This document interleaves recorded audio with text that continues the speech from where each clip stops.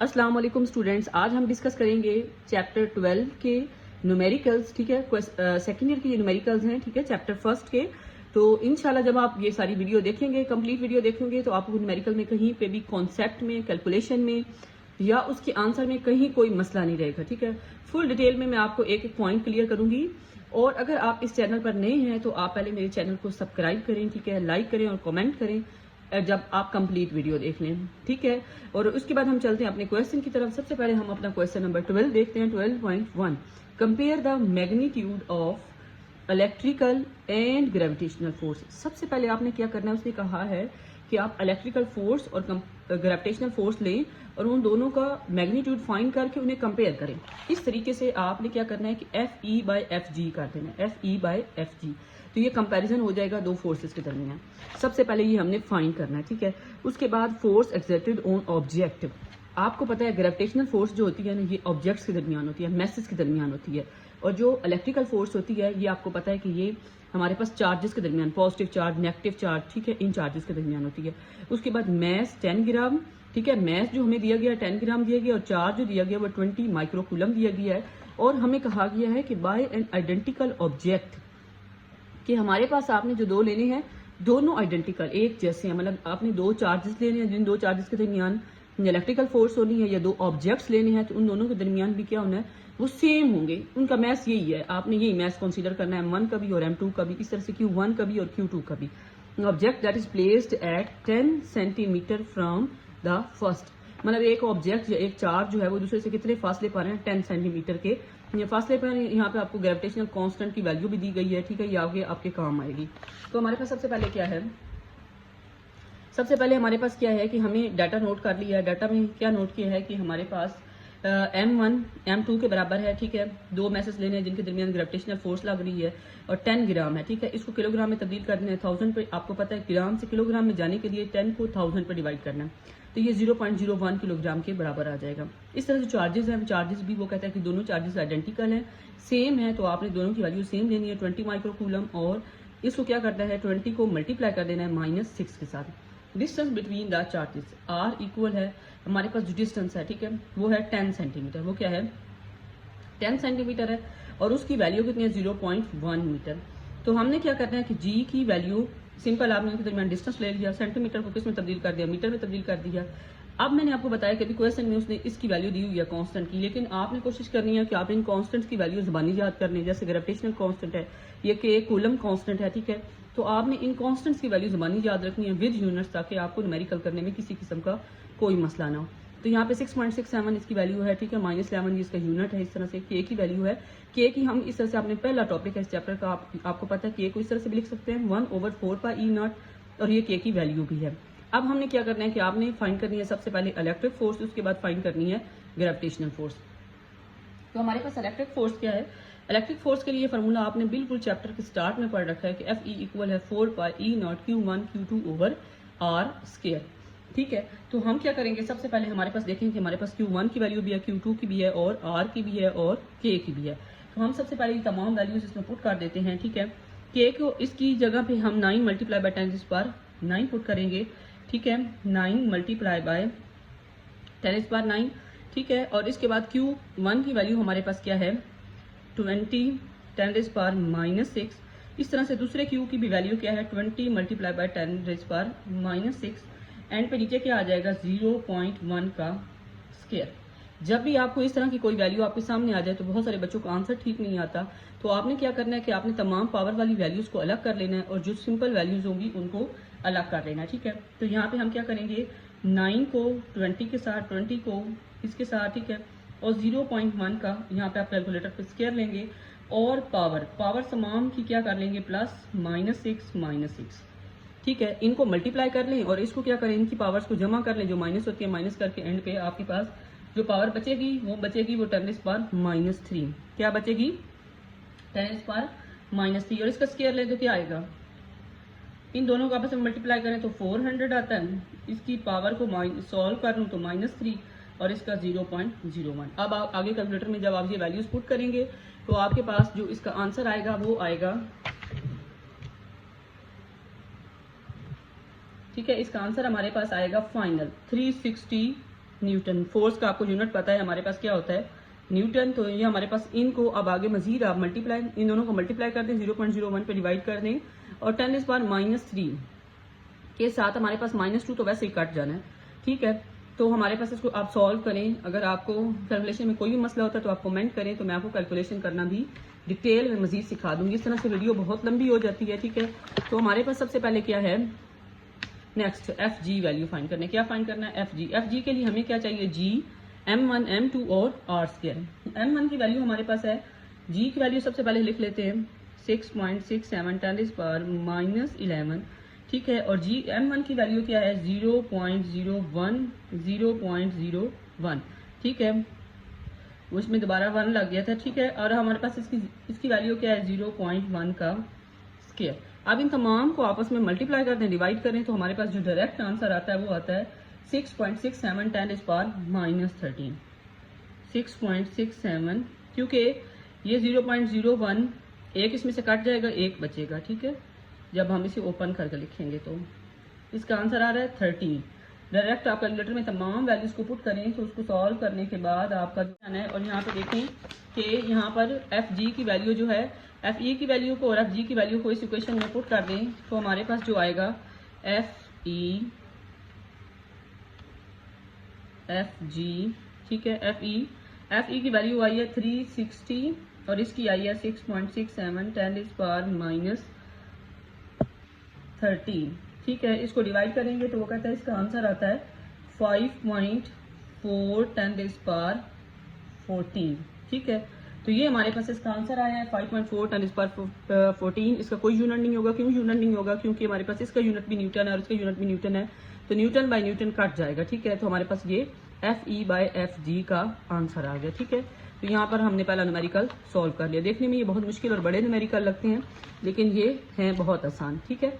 आगे हम चलते हैं क्वेश्चन नंबर 3 पर। यहाँ पर देखें कि हमारे पास जो क्वेश्चन नंबर 2 है, ये डायग्राम वाला थोड़ा कॉम्प्लिकेटेड और बहुत बड़ा है, तो बोर्ड के एग्जाम्स में इतने बड़े सवाल पेपर में नहीं आते, आप इसे स्किप कर सकते हैं। और 3 पर चलते हैं। अ पॉइंट चार्ज क्यू, ठीक है, एक पॉइंट चार्ज क्यू है, उसकी हमें वैल्यू दी गई है, is placed at the origin, ठीक है। कैलकुलेट द इलेक्ट्रिक फील्ड, क्या फाइंड करनी है, इलेक्ट्रिक फील्ड। आप न्यूमेरिकल को देख के ऐसे डर जाते हैं कि हमने तो न्यूमेरिकल करनी ही नहीं है, न्यूमेरिकल बहुत मुश्किल है। अब यहाँ पे देखिए इसमें क्या मुश्किल है कि आपने सबसे पहले चार्ज की वैल्यू लिख ली है, इसके बाद आपने क्या फाइंड करनी है, इलेक्ट्रिक फील्ड फाइंड करनी है, ई, ठीक है। कैसे फाइंड करनी है, पॉइंट जो उसका फासला दिया गया वो कितना दिया गया है, 2 मीटर दिया गया, ठीक है। वो आर लिख लिया 2 metre, from the origin on the z axis, from the origin on the z axis. हमने चार्ज को जिस फासले पर रखा हुआ है वो किस पर रखा हुआ है, जेड एक्सिस पर रखा हुआ है। अब जब हम इसकी वैल्यू निकालेंगे तो उसके बाद मैं आपको इसकी डायग्राम क्लियर करूंगी। हमने फाइंड क्या करनी है, इलेक्ट्रिक फील्ड इंटेंसिटी फाइंड करनी है। ये 1 मिनट में सॉल्व होने वाला सवाल है, ठीक है। 1/4πe0। आपको पता है के की वैल्यू पीछे हमने अभी सवाल में देखी है, क्या है, 9 मल्टीप्लाई बाय, ये के बराबर है और के की वैल्यू किसके बराबर है, 9 मल्टीप्लाई बाय 10⁻9, ठीक है। और इसकी वैल्यू क्या है, 8 मल्टीप्लाई बाय 10⁻8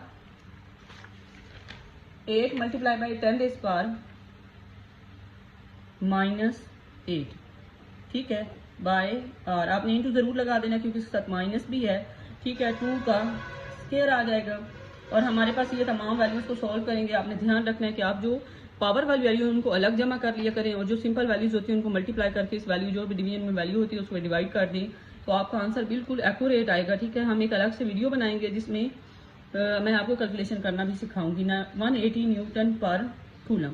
आपने तमाम यूनिट्स को भी याद करना है कि अब हमारे पास देखिए इसके साथ माइनस आ रहा है और ये इलेक्ट्रिक फील्ड इंटेंसिटी का फार्मूला यूनिट है न्यूटन पर कूलम, ठीक है। फोर्स का यूनिट हमने पीछे पढ़ा है क्या है, न्यूटन। इस तरह से आप यूनिट्स को याद करते जाएं। और इलेक्ट्रिक फील्ड इंटेंसिटी का यूनिट क्या है, न्यूटन पर कूलम। तो आपने यूनिट याद रखना है, न्यूटन पर कूलम इसका यूनिट है। -180 डिग्री इसका आंसर आया, ठीक है। और वो कहता है ये जो माइनस का साइन है ये शो कर रहा है किसको, कि इलेक्ट्रिक फील्ड जो है, अगर पहले चार्ज जेड एक्सिस के अलाउंग था तो अब इलेक्ट्रिक फील्ड उसके अपोजिट डायरेक्शन में आई है। ये जेड का अपोजिट डायरेक्शन में हमने इसकी डायरेक्शन को शो किया है और ये -g को शो कर रहा है। जैसे x का आपको पता है ना, इस तरह से -x होता है और y का नीचे की तरफ होता है -y, इस तरह z का भी दूसरी साइड पे -z होता है और इसको -k से शो करते हैं, ठीक है। और हमारे पास ये इसकी क्या है, डायरेक्शन। अगर आप इसको डायरेक्शन के साथ लिखना चाहें तो कैसे लिखेंगे भला इसी वैल्यू को, -e, ठीक है, -180, ठीक है, और इसके साथ आएगा के यूनिट वेक्टर। क्या आएगा? के यूनिट वेक्टर ओवर न्यूटन पर कूलम। ठीक है, तो ये इसका आंसर है। अगर आप इसको पावर में तब्दील करना चाहते हैं, मतलब 10⁻² लिखना चाहते हैं, तो इस तरह से लिख सकते हैं। क्या लिखेंगे? 1.80 10⁻²। ठीक है, 0 लगाएं या ना लगाएं इससे कोई फर्क नहीं पड़ेगा, न्यूटन पर कूलम और साथ माइनस आ जाएगा। ठीक है, तो ये हमारे पास इसकी फाइनल आंसर है। ये 1 मिनट में होने वाला सवाल है और आपके पास मुफ्त के नंबर हैं। ठीक है, कि और जिन न्यूमेरिकल्स देख के आप डर जाते हैं वही न्यूमेरिकल आपको बहुत ज़्यादा नंबर दे सकते हैं। यहाँ पे क्वेश्चन नंबर 4 देखें। क्वेश्चन नंबर 4 में हमारे पास जो है, सबसे पहले क्वेश्चन नंबर 4 देखें, determine the electric field. Simple electric field. आप देखें हम दूसरा सवाल कर रहे हैं, इलेक्ट्रिक फील्ड फाइंड करनी है। ठीक है, एट द पोजीशन, हमें पोजीशन दी गई है, ये टोटली डिफरेंट है और बहुत इंपॉर्टेंट है बोर्ड के एग्जाम्स के लिए। ठीक है, 4i + 3j m caused by point charge q। ठीक है, प्लेस्ड एट द ओरिजिन। हमें क्या क्या दिया गया? हमें पूछा गया इलेक्ट्रिक फील्ड फाइंड करें। r की वैल्यू ये है, q की वैल्यू हमारे पास 5 × 10⁻⁻⁻6 है। तो उसने हमें क्या कहा है कि आप क्या करें? फाइंड करें, इलेक्ट्रिक फील्ड फाइंड करें। तो इलेक्ट्रिक फील्ड के लिए हम सबसे पहले k/q/r²। ठीक है, 1 मिनट में ये सवाल न्यूमेरिकल लिखे, वो फार्मूला लिखे जाने वाला, बहुत आसान इसका फार्मूला है। ठीक है, अब k की वैल्यू आप पीछे पढ़ चुके हैं, 9 × 10⁻⁹ q की वैल्यू क्या है? 5 × 10⁻⁻6। यहाँ पे जो आपने फाइंड करना है वो हमने इलेक्ट्रिक फील्ड फाइंड करनी है, क्योंकि हमें यूनिट डायरेक्शन में दी गई है, तो हम यहाँ पे यूनिट वेक्टर का इस्तेमाल करेंगे और जो इलेक्ट्रिक फील्ड का फार्मूला लिखेंगे वो कुछ इस तरह से लिखेंगे, इसके साथ यूनिट वेक्टर आएगा। क्या आएगा? Unit vector. अब यहाँ पे देखें कि हमारे पास बाकी सारी वैल्यूज हैं, के की भी है, क्यू की, ठीक है, क्यू की वैल्यू भी है, सही है, आर स्क्वायर की वैल्यू नहीं है और आर यूनिट वेक्टर, बल्कि हमारे पास किसकी वैल्यू है? आर वेक्टर की वैल्यू है। किसकी वैल्यू है? आर वेक्टर की। तो हम सबसे पहले आर यूनिट वेक्टर की वैल्यू फाइंड कर लेते हैं और आर स्क्वायर की वैल्यू फाइंड करके फिर वापस आके इसमें वैल्यू पुट करेंगे, उसके बाद अपना क्वेश्चन आगे कंटिन्यू करेंगे। तो यहाँ पे हम साइड पे एक लाइन लगाते हैं, ठीक है, और हमें वैल्यू दी गई है आर वेक्टर की। किसकी? आर वेक्टर की। तो आर वेक्टर की वैल्यू हमारे पास क्या है? 4i 3j। इसका हमने फाइंड करना है मैग्नीट्यूड। क्या फाइंड करना है? मैग्नीट्यूड। तो 4 का स्क्वायर प्लस 3 का स्क्वायर, ठीक है, तो ये आप फर्स्ट ईयर में भी बहुत बार कर चुके हैं। 16 9, तो ये हमारे पास 25 25 5 आ जाएगा। ठीक है, तो हमारे पास आर किसके बराबर? सिंपल होगा 5 के। ठीक है, तो हमारे पास आर की वैल्यू भी आ गई, आर के मैग्नीट्यूड की वैल्यू आ गई है। ठीक है, तो अब हम चलते हैं वापस क्वेश्चन की तरफ। तो हमारे पास यहाँ पे आर यूनिट वेक्टर और यहाँ पे क्या है? R square. यहाँ पे एक और बहुत इंपॉर्टेंट पॉइंट है, वो ये है कि आर यूनिट वेक्टर किसके बराबर होगा? आर वेक्टर ओवर आर के मैग्नीट्यूड के। अगर आपको याद हो तो आपने फर्स्ट ईयर में ये डेफिनेशन पढ़ी थी, ए यूनिट वेक्टर बराबर है ए वेक्टर ओवर ए का मैग्नीट्यूड। तो वहां से हमने ये फार्मूला लिया है, हमने इसकी जगह पे ये वैल्यू पुट करनी है, उसके बाद बाकी तमाम इसमें वैल्यूज की पुटिंग करनी है। ठीक है, तो 9 × 10⁻⁹ ये आप वैल्यूज बाद में पुट कर लें, पहले तमाम वैल्यूज को, ठीक है, लिख लें। आर स्क्वायर, इसकी जगह पे आर वेक्टर ओवर आर, सही है। अब हमारे पास तीनों वैल्यूज हैं, आर वेक्टर की वैल्यू भी है और आर के मैग्नीट्यूड की वैल्यू भी है, ये भी आर के मैग्नीट्यूड का क्या है? स्क्वायर। तो यहाँ पर हम क्या करेंगे? इसकी वैल्यूज को पुट कर लेते हैं। 9 × 10⁻⁹ 5 10⁻⁻6। आर वेक्टर की वैल्यू क्या है? 4i + 3j, ठीक है, और आर की वैल्यू सिर्फ 5 है और यहाँ पे क्या आएगा? 5 का स्क्वायर।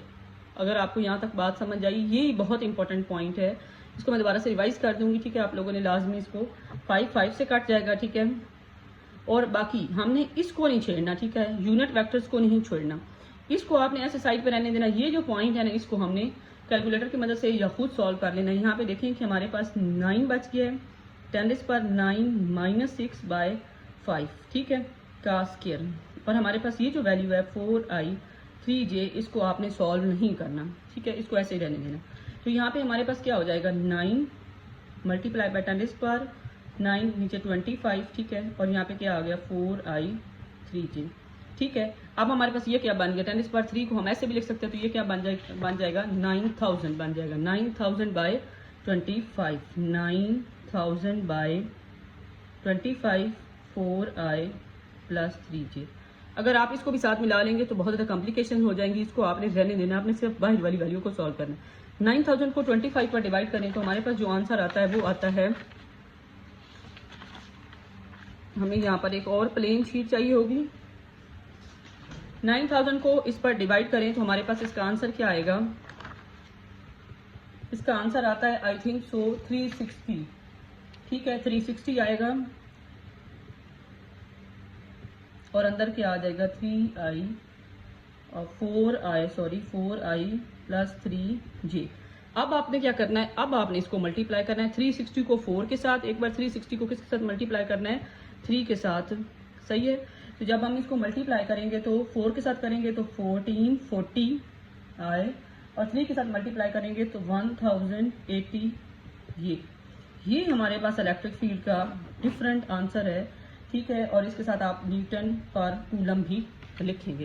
तो ये आपने इस तरह से आंसर निकालना है। ठीक है, ये बहुत ज़्यादा इंपॉर्टेंट है बोर्ड के एग्जाम्स के लिए। ठीक है, अगर आपको नहीं समझ आई या कोई मसला है तो आप दोबारा पूछ सकते हैं। ठीक है, most important for board exam. ठीक है, तो आपने याद रखना है इसे। सिंपल, इसमें कुछ भी नहीं है, पूछी वही इलेक्ट्रिक फील्ड है, लेकिन इसके साथ उसने कहा है कि आर वेक्टर दिया गया है तो इसको आर यूनिट डायरेक्शन में आपने इसका आंसर निकालना है। ठीक है, तो आपने क्या करना है कि आपने इलेक्ट्रिक फील्ड का जब फार्मूला लिखना है तो कंप्लीट, जैसे आपने पीछे टॉपिक में पढ़ा है कि इलेक्ट्रिक फील्ड इंटेंसिटी इन मतलब डायरेक्शन की सूरत में जब हम उसे लिखते हैं तो उसके साथ यूनिट वेक्टर आता है। तो यूनिट वेक्टर का आपको फार्मूला पता है। ठीक है, unit vector A vector over A का मैग्नीट्यूड। आप बेशक ये दोनों वैल्यूज पहले ना पुट करें, पहले इसको इस तरह से फार्मूला की फॉर्म में लिख लें, इसकी ये तमाम वैल्यूज फाइंड कर लें, इसमें पुट करें तो 1 मिनट में ये हल हो सकता है। ठीक है, अब हम चलते हैं क्वेश्चन नंबर 5 की तरफ। ठीक है, क्वेश्चन नंबर 5 में हमारे पास है 2 चार्जेस दिए गए हैं। ठीक है, बहुत इंपॉर्टेंट है ये भी पेपर में। ये एक क्वेश्चन है यहाँ पे और एक एग्जाम्पल है। ठीक है, जो पीछे दी गई है एग्जाम्पल, इसकी पहली एग्जाम्पल है, ये दोनों सेम है। ठीक है, उसमें दोनों में कहा गया कि आप वो पॉइंट फाइंड करें जहाँ पे इलेक्ट्रिक फील्ड क्या हो जाती है, 0 हो जाती है। तो आपने वो एग्जाम्पल भी लाजमी करनी है, मैं खुद करवा दूंगी आपको, और ये प्रॉब्लम भी जरूर करना है। ठीक है, तो हमारे पास क्वेश्चन नंबर 5 है। ठीक है, 5 में 2 point charges Q1 Q2 2 charges दिए गए हैं। ठीक है, r be separated by distance of 3 metre, उन्हें 3 मीटर के फासले पर रखा गया। ये 2 चार्जेस हैं Q1 Q2 और कितने फासले पर हैं? 3 मीटर के फासले पर हैं। ठीक है, तो find the justify the zero field location, वो पॉइंट फाइंड करें जहां पर इलेक्ट्रिक फील्ड क्या हो जाए? 0 हो जाए। तो हमने एक पॉइंट कंसीडर करना है जो आउट है, इनसे मतलब बाहर है, P, जहां पर इलेक्ट्रिक फील्ड क्या हो जाती है? 0 हो जाती है। दोनों चार्जेस की वैल्यू नोट करनी। ठीक है, R हमें पता चल गया 3 metre, location at which electric field is 0। तो हमने क्या करना है, हमने सबसे पहले तो दोनों पॉइंट्स के लिए, इस पॉइंट के लिए और इस पॉइंट के लिए इलेक्ट्रिक फील्ड लिख लेनी है। ठीक है, जल्दी से हम इलेक्ट्रिक फील्ड का फार्मूला लिख लेते हैं जो कि हमें पता है कि Q बाय क्या है? R square. तो इसके लिए जब Q1 के लिए लिखेंगे तो आपने ध्यान रखना है, बहुत बहुत आसान है। ठीक है, Q1 से P तक पहुंचने के लिए हमें कितना डिस्टेंस लगेगा? बस आपने क्या करना है कि Q1 ओवर, ठीक है, इसकी जगह 1 लगा देना, इधर भी 1 लग जाएगा और R की जगह पे बस x पुट कर देना, x का स्क्वायर। ये हमारी पास इक्वेशन नंबर 1 आ गई। इस तरह से इसके लिए E2 लिखते हैं, E2 के Q2 बाय R स्क्वायर।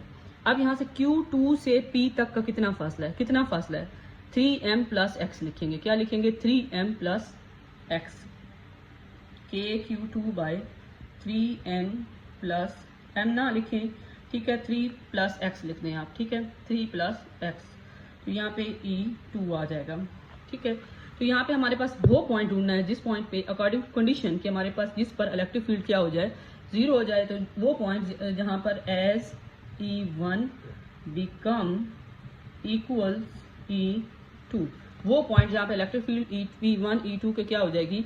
बराबर हो जाएगी। ठीक है, तो हमने क्या करना है कि E1 इक्वल है E2 के, तो E1 की वैल्यू क्या है?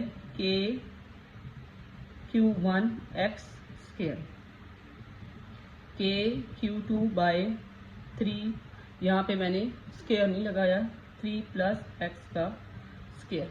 तो यहाँ पे देखिए सबसे पहले तो k की वैल्यू लिखने की जरूरत नहीं है, आप k को k से कट कर दें। ठीक है, Q1 और Q2 की वैल्यू पुट कर लेते हैं। ठीक है, Q1 की वैल्यू क्या है? 1 10⁻⁻6। ठीक है, और जो Q2 है उसकी वैल्यू क्या है? -6। ठीक है, Q1 की वैल्यू और Q2 की वैल्यू को यहाँ पे पुट कर देंगे। ठीक है, और हमारे पास नीचे डिवीजन में यहाँ पे x का स्क्वायर और यहाँ पे किसका है? 3 प्लस x का स्क्वायर। और आपने एक और पॉइंट आपके माइंड में आएगा कि आपने माइनस क्यों नहीं लगाया साथ? तो आपने याद रखना है कि यहाँ पे जो हमने इलेक्ट्रिक फील्ड ली है उनका मैग्नीट्यूड लिया, क्या लिया है, मैग्नीट्यूड लिया है। तो इस वजह से हम इसके साथ माइनस नहीं लगाएंगे, क्योंकि माइनस जब हम किसी भी चीज़ का इस तरह से इलेक्ट्रिक फील्ड का मैग्नीट्यूड ले लेंगे तो हमारे पास इसके साथ इसका माइनस का साइन नहीं आएगा। ये आपके माइंड में क्वेश्चन लाजमी आएगा, ठीक है, कि माइनस क्यों नहीं लगाया साथ। तो जब हम मैग्नीट्यूड ले लेते हैं किसी भी वैल्यू का तो उसके साथ उसका माइनस का साइन नहीं आता, ठीक है। तो यहाँ पे देखें कि हमारे पास 10⁻6 कट गया, ठीक है। हमारे पास क्या बच गया, हमारे पास जो फाइनल वैल्यू बच गई है वो सिर्फ बची है 1/x², 4/x, 3 + x का स्क्वायर। अब देखिए हमें x की वैल्यू फाइंड करना है, तो सबसे आसान तरीका ये है कि आप दोनों साइड पे क्या ले लें, स्क्वायर रूट ले लें, ठीक है। स्क्वायर रूट लेंगे तो इधर क्या बचेगा, 1/x, 2/3 + x, ठीक है। तो ये 1 मिनट में सॉल्व होने वाला सवाल है, ठीक है। 1/x, बहुत सारी जगहों पे इसकी कैलकुलेशन जो है वो आप मुख्तलिफ तरीके से भी कर सकते हैं, ठीक है। 3 + x, इस तरह से क्रॉस मल्टीप्लाई कर दें तो 3 + x आ जाएगा। 2x के x को साइड पर भेजा के क्या कर दें, माइनस कर दें, तो ये हमारे पास x आ जाएगा 3 के। तो यहाँ पे देखें कि ये इसका आंसर है 3 मीटर, ठीक है। तो 3 मीटर लगा दिया। तो इस तरह से आप कैलकुलेशन करेंगे तो 1 मिनट में हो जाएगी, ठीक है। बहुत शॉर्ट वे में न्यूमेरिकल करने का ये तरीका है, ठीक है। और बहुत सारी की बुक्स पे, बहुत सारी हेल्पिंग बुक्स पे इसको बहुत लॉन्ग मेथड से किया गया, ठीक है। तो आपने उस तरह से ना करें, बेशक आप इस तरह से करें। मैथ करने के भी बहुत सारे मेथड्स हैं, आपको पता है बहुत अच्छे से। क्वेश्चन नंबर 6 पर चलते हैं, जो कि बहुत इंपॉर्टेंट है, मोस्ट इंपॉर्टेंट एग्जाम्स के लिए। Find the electric field strength required to hold a suspended particle of a mass. वो कहता है कि वो इलेक्ट्रिक फील्ड फाइंड करें कि जो एक पार्टिकल को इलेक्ट्रिक फील्ड के दरमियान मुअल्लिक कर सके, सस्पेंड कर सके, ठीक है। तो उसके लिए वो कहता है उसका मास कितना है, उसका मास है 1 × 10⁻⁻6, ठीक है। उसका चार्ज है 1 microcoulomb between the 2 plates 10 centimetre apart. तो हम क्या करेंगे कि हम ये तमाम वैल्यूज यहाँ पे नोट कर लेंगे। उसका मास, उस पार्टिकल की चार्ज, उसका जो डिस्टेंस है वो कितना है, वो हमारे पास 0.10 सेंटीमीटर को हमने तब्दील कर दिया 0.1 मीटर में। हम ने क्या फाइंड करनी है, इलेक्ट्रिक फील्ड। तो वो पॉइंट जहां पर हमारे पास पार्टिकल को सस्पेंड करें, पार्टिकल तब सस्पेंड होगा, the particle will be suspended when, क्या होगा, जब हमारे पास इलेक्ट्रिक फोर्स बराबर हो जाएगी किसके, वेट के। हम इतनी इस पर फोर्स लगाएं कि ये जितना इसका वजन नीचे की तरफ एक्ट कर रहा है वो दोनों आपस में क्या हो जाएं, बराबर हो जाएं, ठीक है। तो आपको पता है कि हमारे पास इलेक्ट्रिक फोर्स, एक फार्मूला आपने पढ़ा है, Fe = है QE की, ठीक है। और वेट का फार्मूला आपको पता है Fg = है mg, कि ये वेट का फार्मूला है। तो हम इसकी जगह इसको W भी लिख सकते हैं। दोनों की वैल्यूज पुट कर दें, QE mg, मुझे क्या फाइंड करना है, E, तो mg/Q। मैं क्या करूंगी, इसमें तमाम वैल्यूज पुट कर दूंगी। ये बहुत इंपॉर्टेंट है, MCQs के लिए भी बहुत ज़्यादा इंपॉर्टेंट है और ये पेपर में आ सकता है, ठीक है। m की वैल्यू है 1 × 10⁻⁻6, g की 9.8, ठीक है। और Q की हमें दी गई है 1.-6। तो बहुत आसान है ये, तो 1 मिनट में सॉल्व हो जाएगा। सारे जो होते हैं न्यूमेरिकल, जरूरी नहीं होते कि आपने कैलकुलेटर पे दिमाग जो है लगाना है, आप सीधा उसकी कैलकुलेशन को देखा करें। तो जो जितनी जल्दी हो सकते हैं उसको यहाँ से भी कर सकते हैं, न्यूटन पर कूलम। और आपको पता है कि इलेक्ट्रिक फील्ड का एक और यूनिट भी है, वोल्ट पर मीटर, तो आप ये भी लिख सकते हैं, ठीक है, वोल्ट पर मीटर। तो ये इसका यूनिट हो गया। यहाँ तक हमारा ये था। अगर आपको इसमें कोई समझ नहीं आई तो आप कमेंट कर सकते हैं, और अगर आपको बहुत अच्छी समझ आई है तो आप तारीफ भी कर सकते हैं। ओके जी, अल्लाह।